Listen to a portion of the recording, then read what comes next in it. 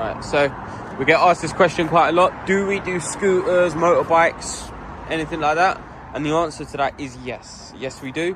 Certain vehicles and motorbikes and things like that, we do offer some services for. Obviously, this customer, it goes out on a lease and a rental fleet. He has multiple of these vehicles. So what he's done is he's added tracking with Immobilisation, remote Immobilisation, just using our GPS live tracking device.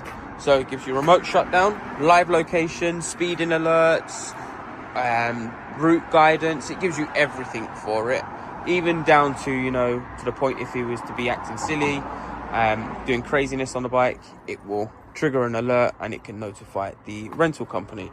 Obviously with this, obviously as you can see, it's all on the keyless section. All of that works perfectly fine. When the vehicle is immobilized, you will only be able to ever get to this state here, which will be off completely, and it will act as if the keys are not present. And that is how this stuff works on this. This is specifically a Yamaha NMAX 125, PCX, Honda PCX 110s, 125s, all of that stuff will be the same.